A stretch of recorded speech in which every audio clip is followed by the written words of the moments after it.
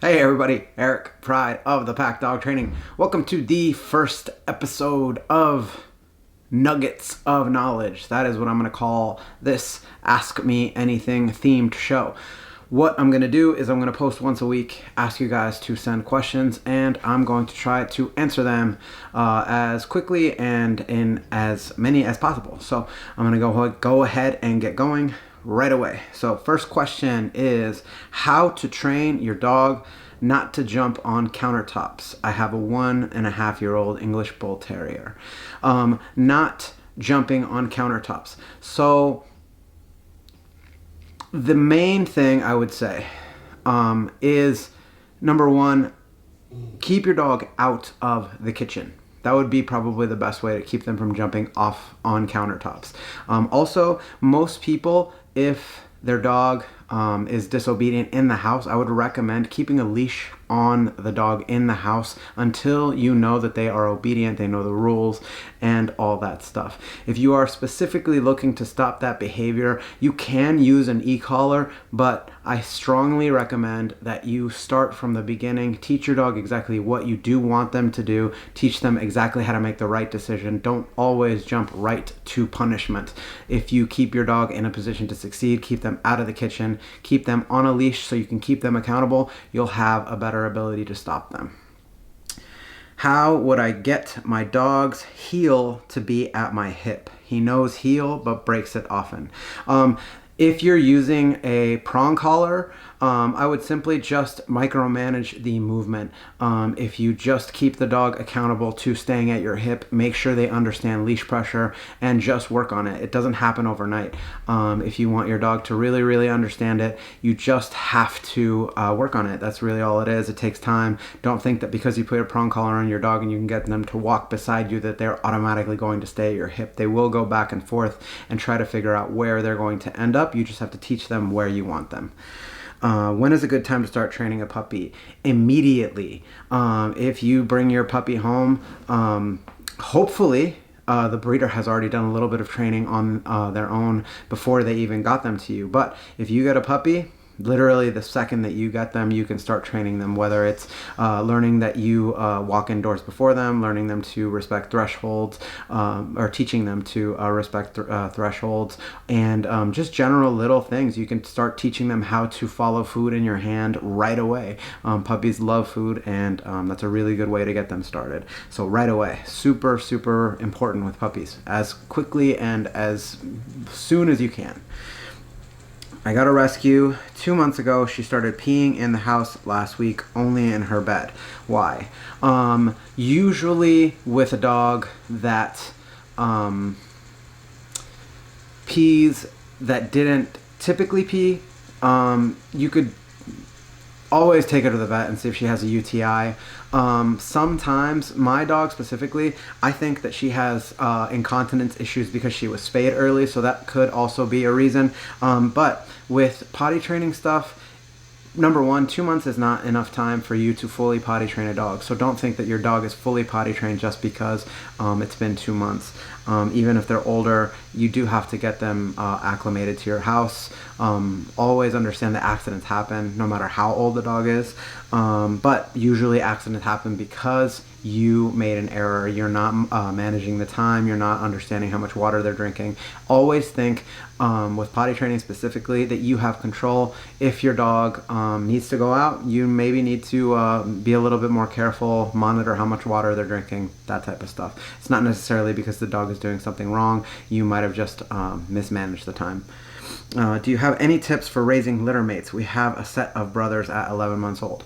My tips would be to train them separately first. Get them to understand all the behaviors that you want separately, and then once you get them to separately understand exactly what you want, you can bring them together and start training them together, start using their names, start separating the commands for each one, and then you can really have a lot of fun with it.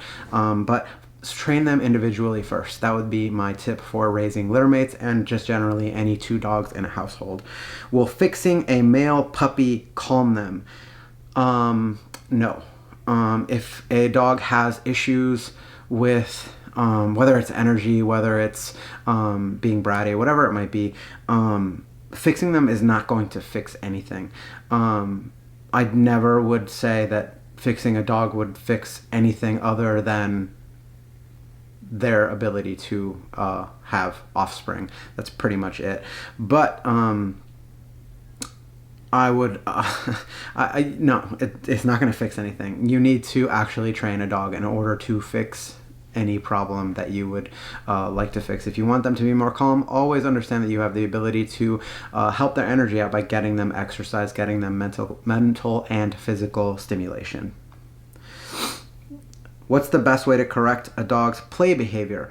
The best way to correct a dog's play behavior is to show them how to play in the first place. If a dog doesn't know how to play and you simply just throw them in the fire and you expect them to know what to do, more than likely something will go wrong. If you teach a dog to slowly and politely approach dogs, really feel them out, and start to figure out how to play, and they learn how to play, you will have a dog that's a lot more able to play with many different types of dogs. As far as correcting play behavior, you can use a stockyard whip, you can use your voice. If you have the ability to verbally call your dog off of stuff, that's another really good thing. Teach them how to come off of stuff. If something's happening and you have the ability to verbally call them off, you have a way better chance of keeping your dog safe in play. My pug is licking all the time, everything when happy, excited. How to stop that? Number one, licking constantly, it could be a nervous or anxious thing. My thing would be to probably just teach the dog how to hold place, try to figure out how to calm the dog down, try to exercise the dog, just do everything outside of cover your bases, essentially. Make sure the dog is exercised, make sure the dog knows how to hold place, make sure the dog is calm, figure out how to calm your dog down. If your dog is still licking, there could be some sort of medical issue, and at that point you might want to see a vet.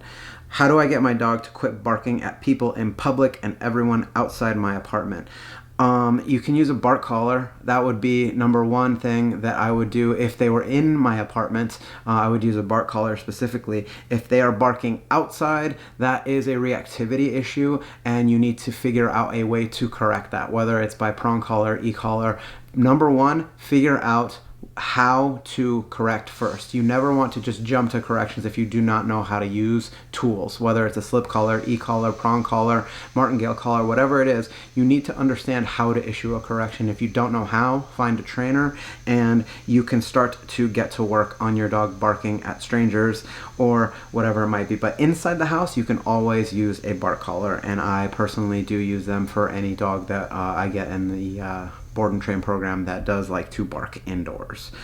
Our dog is very well trained but becomes a bit spastic after going over a trick a few times. That sounds like just an engagement problem. Just try to keep your dog engaged. Try to keep your dog interested in the training session at the time.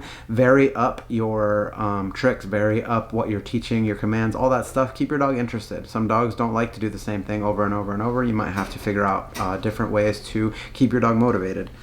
Our dog is very well trained. That's the same one. How do I calm a spastic dog enough to teach him tricks?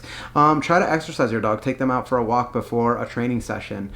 Having a calm dog is key in a training session, but also just understand how to engage with your dog. If you can engage with your dog, keep their attention, keep their engagement, have the ability to keep them interested and motivated in the training session, it's always going to allow you to keep a calm dog that's also interested in you. Dog snaps sometimes but doesn't have consistent triggers for it. Usually she's great, but others that just kind of trailed off and never had finished. So I would just really, in that situation, I don't know what the question is, so I'm not going to answer it. We move house. Our neighbor's dog hates our dog. They fight. Help. Your neighbor's dog has nothing to do with you or your dog.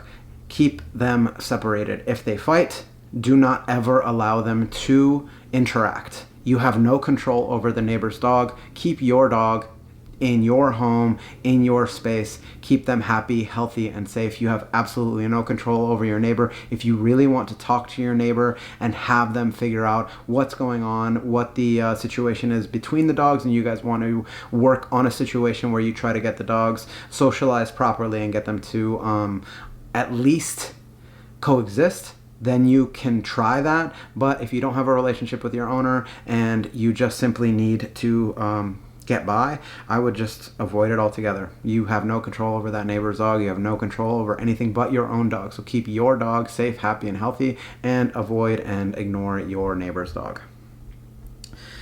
How to train. This is a different one. Okay. 9-month-old German Shepherd. Foster dog grabs clothing. I say drop it. Doesn't work. Too ramped up. Your dog might not know what drop it means. Dogs don't speak English. You want to teach what drop it means. If you use tools, prong collar, e-collar, slip collar, even if you just grab the back of their neck and get them to release stuff preceded by the command of drop it, they will start to understand what drop it means. But dogs don't inherently understand what drop it means. So I would say teach your dog the command of drop it. Don't just assume that they know it. So I've got 2 puppies, a 1-year-old and an 8-month-old, both pits. How can I get them to stay calm? Like in the house, we're chilling and they'll just start going at it and I have to tell them to stop. With puppies specifically, they should be spending more time in the crate than you think. You need to manage their behavior. They cannot feel like playtime is in the house. If you do not want them to play in the house, always designate a place where they can play. If you take them outside, take them for walks, get their energy out in different ways. But as far as in the house and managing, especially puppies in the house, if they're not specifically interacting with you or training, they should be in the crate. People like to get out of the crate as soon as possible, and usually dogs should spend way more time in the crate than you would typically think, especially with 2 puppies who just want to play and have endless amounts of energy. Use the crate as much as possible. That's it, I think. Yep, that is it. Oh, this is a special question from Supreme Canine. Do you train dogs, bruh? And my answer to that is no, I only train canines. It's an inside joke, dog trainer joke. Oh, there's one more question that I missed. How can you train your dog to be calm when home alone? Can you train away anxiety? Yes, 1000%. A lot of separation anxiety and just generally anxiety when you leave has a lot to do with your behavior. Always be mindful of how you're acting, whether you're anxious that you're leaving your dog. Separation anxiety is a tricky thing. Unless you know how to do it, I would definitely contact a trainer to help you out. There are several different ways to attack it, but generally, really look inward and understand how to stop your anxiety when you're leaving. Try to create as much calmness as possible when you're leaving. Make sure your dog is exercised before you leave. Also, you don't want a dog with pent-up energy to sleep in a crate all day. That's just a recipe for disaster. Also missed another question. Dogs who eat poop on walks, help. That is a problem that is your problem, not the dog problem, not the dog's problem. You need to keep an eye on, number 1, where poop is so your dog can't get it. And number 2, you need to have the ability to walk your dog so they are not paying attention to poop. So you need to teach a structured walk. Make sure your dog knows that you are going on a walk and it's not sniff time, it's not play time, it's not zigzag all over the street time. It's just, we're going on a walk, we walk in a straight line, I give you chances to pee, I give you chances to sniff, but it's all on your terms, and that's how you're going to stop your dog from eating poop, from not allowing them to get near it in the first place.